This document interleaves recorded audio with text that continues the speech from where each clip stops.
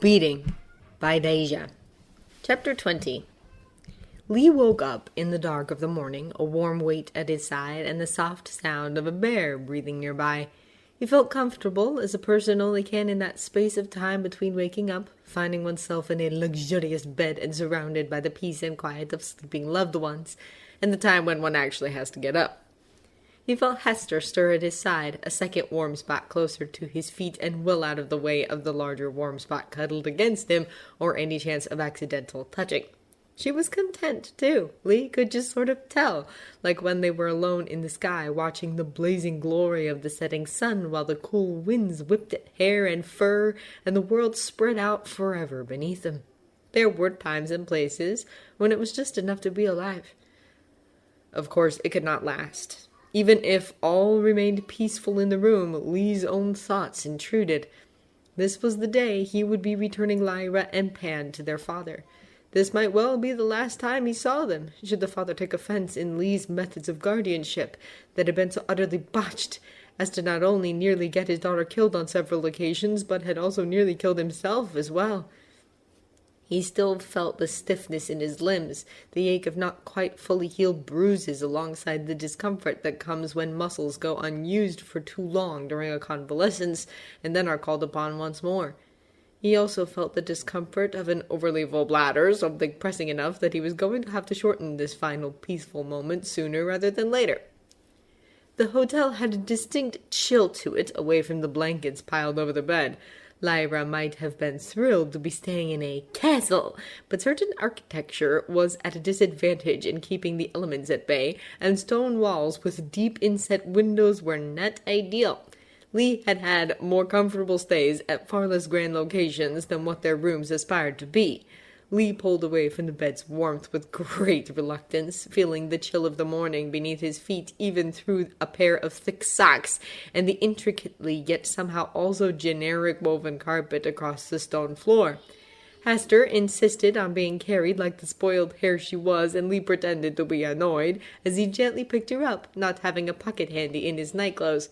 He hobbled stiffly, knowing no one was awake to see his awkward gait, and tried not to curse too loudly at the way his muscles ached and the cold bit into him.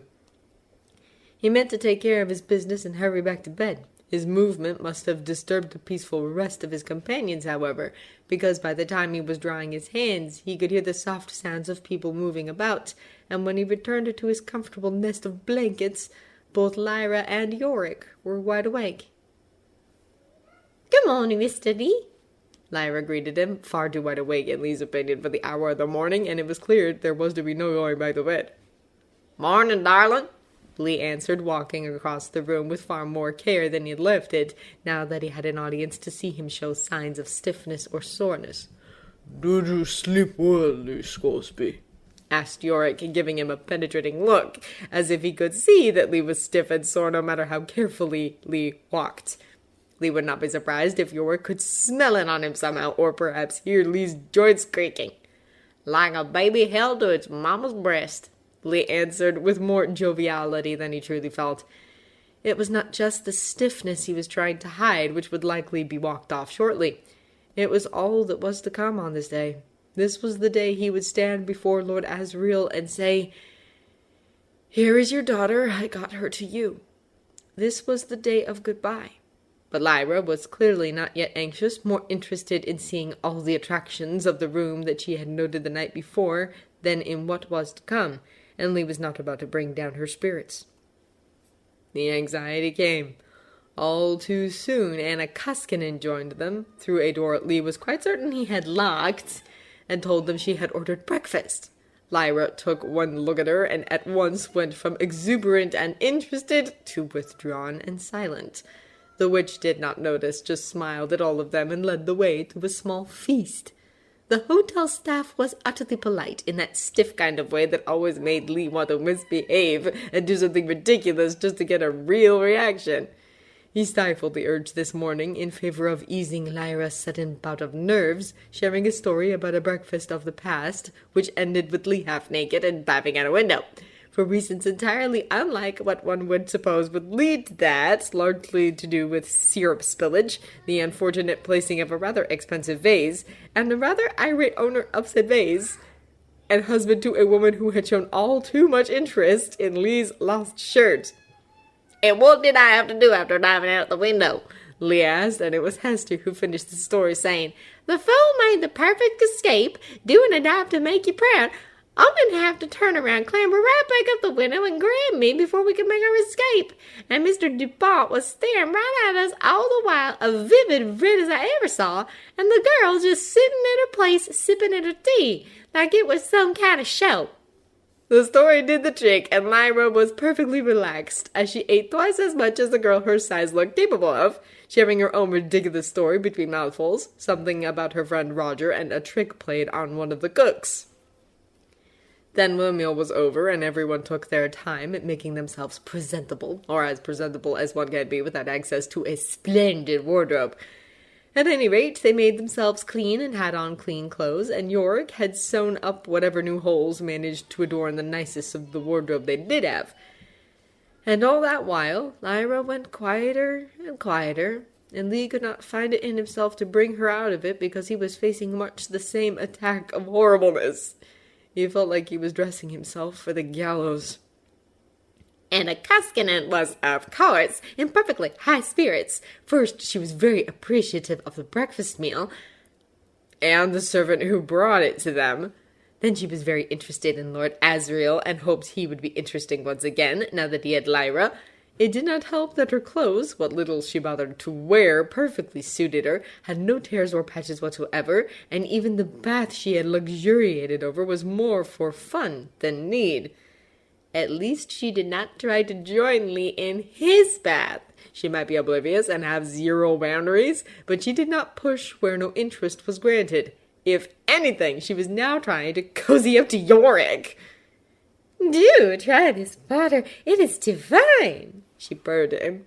Bears swim. We do not bathe, Iorek answered.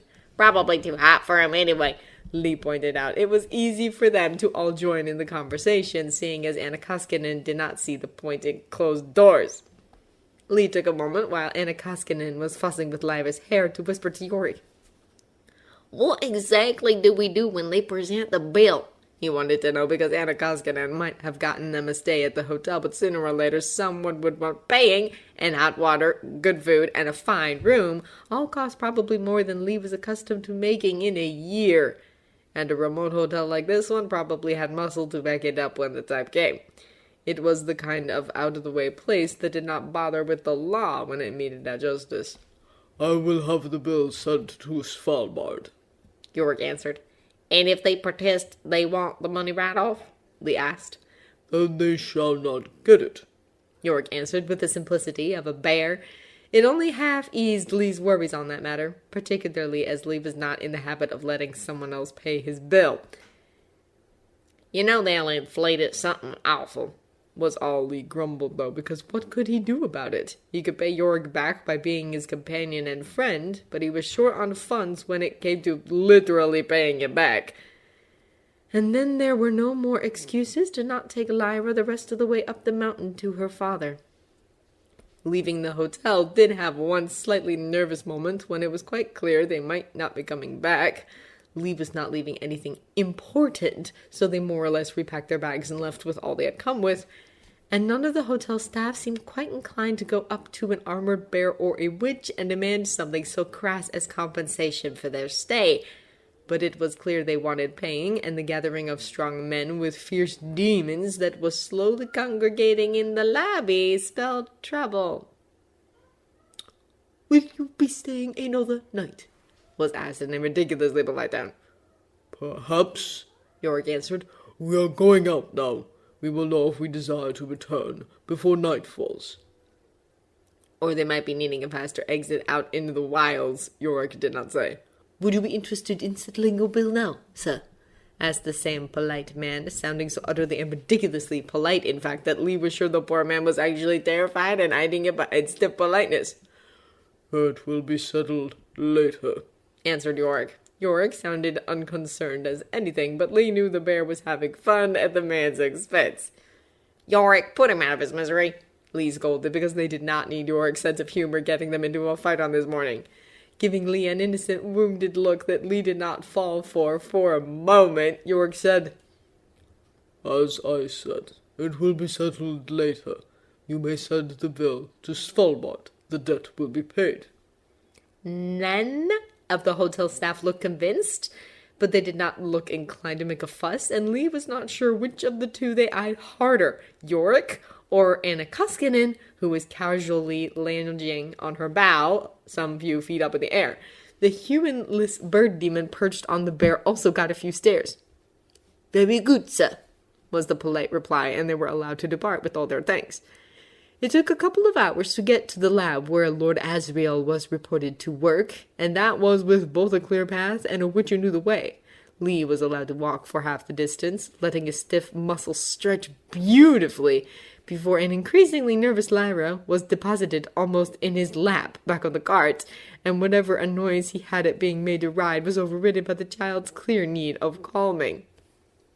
Lyra chattered nonstop on anything and everything that came to her, from stories about Lord Asriel to Roger to even something about riding an elk that Lee never got the full story on because Iorek interrupted by asking, What will you say to Lord Asriel when we arrive, Lyra Silvertongue? And Lyra went utterly quiet, mumbled something to Pan, and then started talking about mud castles instead. And then the door was in sight. Lyra's father was on the other side of the door, trying to pretend his heart was not breaking in his chest. Lee slid down from the cart and went to knock. Wait, said Lyra. She slid down too and went to his side. Your father will be waiting, Lee said, sounding harsher than he meant, his voice thick with suppressed emotion. The girl did not flinch, though. Yes, he will be, she agreed, a sudden steel entering her own voice. She was clearly bracing herself for something. Lee expected perhaps a hug or tears, but there were none. Instead, with a look of intense determination, somewhat at odds on her youthful face, she looked up at him and said, I need to do this alone. If that is what you want, Lee answered. He did not know how to feel in that moment. Lyra was gearing up for something big, but he had no idea what her plans was. They were at journey's end. There was no time and nowhere to go, and nothing left to do. Don't go before I come back out, Lyra said then, suddenly a small girl again facing a scary unknown. Lee went down on his knees, giving her the hug she had not exactly asked for. She did not pull away at any rate, but leaned in, hugging him back. Into his ear she whispered, I don't know what will happen, but wait for me. I've been off the path in the trees where they can't see. What are you up to? Lee whispered back. I can't say. Yet. It all depends on Lord Asriel. If he... I think I already know, but I can't say. Not if I'm wrong. It will hurt you. Lyra, Lee protested because she was the child and it was his job to protect her. Come, Lee Scoresby, said Iorek. We will wait as we were asked. Anna Koskinen looked inclined to argue, but Kaisa flew to her shoulder and said something too soft for human ears. She pouted but stepped back. Lyra waited until the entire party, cart and all, were away under the trees. And then she knocked. A familiar man with his dog demon opened the door. The dog sniffed, then reared backwards. Pan, a ferret, wound about Lyra's heels. One would never have guessed that moments ago he had not been a ferret, but rather a very different sort of animal with a very strong and pungent odor. Lyra knew how to handle dog demons. Enough of the servants back in Oxford had them, after all. Loyalty was a good look in a servant. Lyra, the man asked, astonished. I am here to see my uncle, Lyra said, not a waver to her voice. That was quite a feat, considering all the emotions churning up her insides. She felt alone. For all she knew, she had friends at her back. She had a plan, and she had no idea how it would go or even how she wanted it to go. And then, for the first time in months, maybe a year, she laid eyes on Lord Asriel. The last time she had seen him, he had been an uncle. He hadn't seemed to want her then. He hadn't protected her, not that she needed it. He looked at her now as if she were a puzzling problem. Not like an uncle to his niece, not like a father to his daughter. Hello, Uncle, she said, feeling small and sly and a bit ill. Then he did move, stooping down to hold it to him. Lyra, He said, and then, how did you get here? Miss Coulter sent me to you, she said. Only, we got lost. Didn't you know I was coming? I expected you a month ago. he answered promptly, then let her go and held her at arm's length. Let me take a look at you. Are you alone? Isn't the brigade with you? Lyra could not answer for a long time. What brigade? She asked at last. When you did not turn up, I had a brigade sent after you. There was a longer silence. Lord Asriel stared harder than ever at his daughter, as if trying to piece together her story from the thin air. A band of men did come. They killed the aeronaut who was taking me to you. Lyra was staring just as hard back, looking for something. Regret. Gladness. She was not sure what she looked for. She saw nothing. I'm sorry for that. I guess I did not send the brigands soon enough. They'd have put a stop to your bandits. You weren't hurt? They did not hurt me, Lyra answered. Then, they started a fire. Some witches came. They were angry. They put out the fire. They brought me to you. One said she knew you, Anna Koskinen. the expression that flashed over Lord Asriel's face then was complicated, far too complicated for Lyra to read. He said nothing. She took me to the hotel and we spent the night. Then she took me here, but she did not care to say. She said you were a boring old man. Lord Asriel rolled his eyes a bit at that, not annoyed in the least by the witch's assessment. She told me to say if you want to be interesting, she will be waiting for you. What did you mean? She enjoys games. I enjoy boring science. Lord Asriel answered, now with a slight twinkle to his eyes, as if inviting Lyra to laugh. Once upon a time she had lived for that inviting twinkle. I suppose you will find my work boring too. I don't know why Miss Coulter thought you must come now. You don't want me, Lyra said. She did not lament it or cry. She said it utterly matter-of-fact. Lord Asriel stepped back, eyes wide, assessing her again. You sound so like... he said, and in a different world Lyra would have finished his sentence. Like my mother? Because I think I sound more like my father. Lyra said nothing of the kind. She took a deep breath, held Pan to her heart, and set out to earn her surname yet again. I always wanted to see the North, Uncle. I wanted to follow you so badly, but... But? Lord Asriel looked at her. It was so horrible. Those savage men, and the North is so cold. Colder than I ever imagined. I could turn up the heat. I want to go home. The words sat between them with the weight of stones, building a wall. If only her father were a different man. He could have knocked that wall down with a word. Lord Asriel remained silent. I want to go back to Jordan College. Lyra. There's a man at the hotel. I had him arrive. An aeronaut. A Texan, like... She trailed off, eyes distant, remembering. It was not even fake. She had a lot of horrible things to remember. He can take me. After the last aeronaut? And what happened to him? This one is different. He has a bear with him. And that makes him better. You said you were friends with the armored bears. You told me all about them in your stories. You said they were a noble people who understood things. I said a lot of things, Lyra, that you're too young to really understand. These wilds are too wild for me. I know I will not enjoy going home. Not really. Away from you. After all this adventure, I will be unhappy, I suppose, but it's safe there. I want to be safe. You never wanted me to come anyway. There was a longer silence. Lord Asriel spent it studying her. She studied him in return, trying to find the father behind the uncle, trying to find regret, sorrow, anything. She found relief. If that is truly what you wish, you will be safer there. And that is all you want, isn't it? To keep me safe, Uncle? Of course.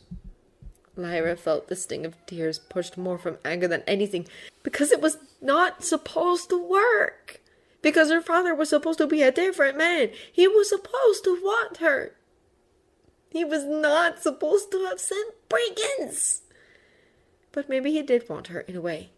If he fetches it for himself, it will be unhappy but safe. If it is allowed the journey, it will be happy and safe, but lost to you. Lord Asriel knew that Lyra was happy and safe, and he sent people after her. He would rather her unhappy than lost to him. It was breaking Mr. Lee's heart to say goodbye, Lyra could tell, but not once had Mr. Lee suggested they run away.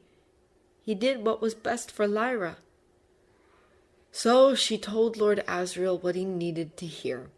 She would be unhappy, but safe. And it worked. She had never known success could feel so horrible. Why don't you come and we'll have a meal together, and you could tell me all about your adventures. And then, that isn't really a bed for a little girl here, but I can take you back to the hotel. We'll spend the night, and I'll have a talk with your Avenant and his armored bear. Yes, said Lyra, because she did not think she could say anything else. All she could think about were the people waiting outside to say goodbye to her.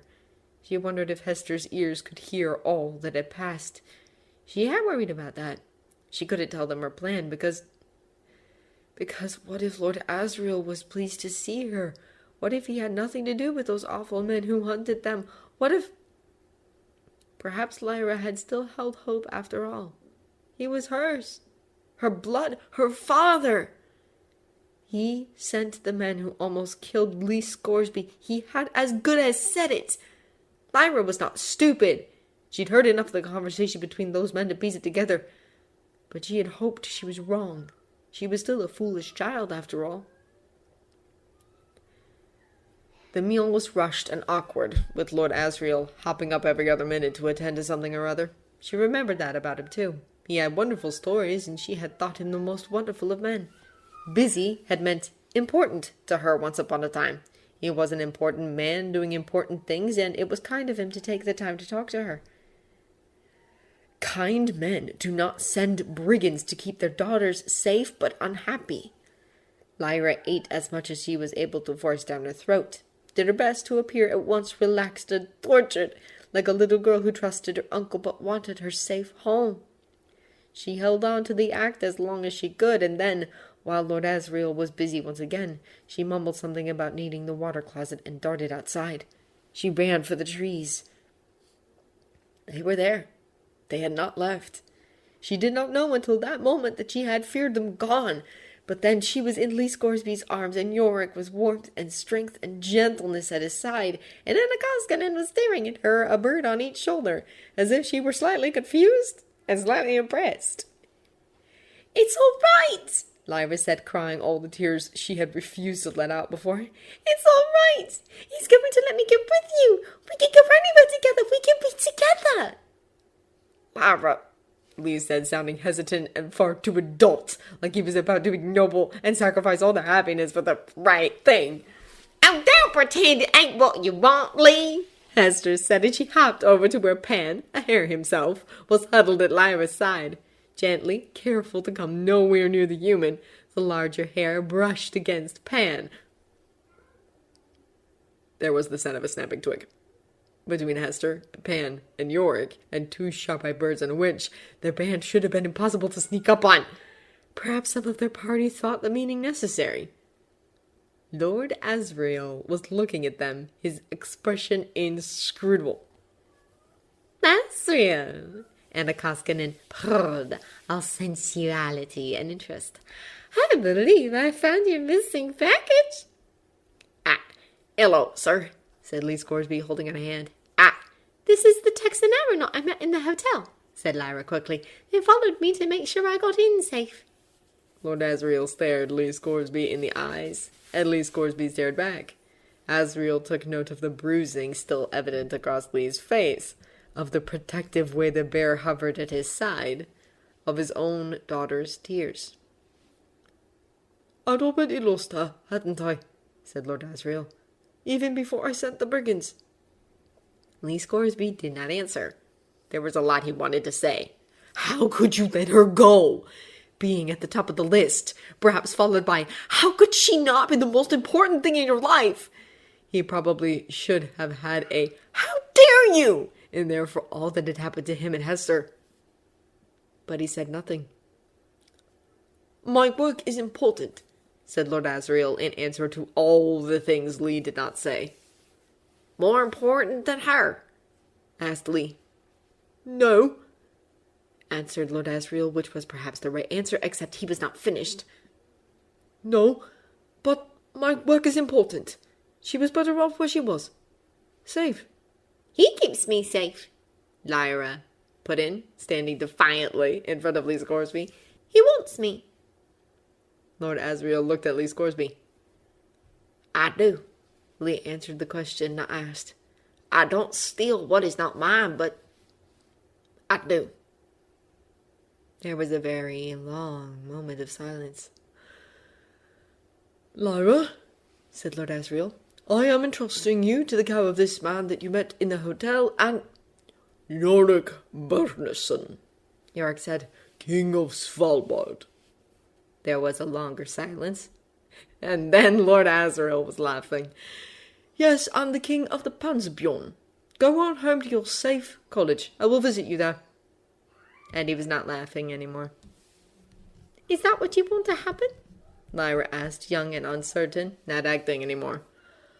"I do want you safe," answered Asriel, "and I want my life to have meaning. You will understand that one day, I think.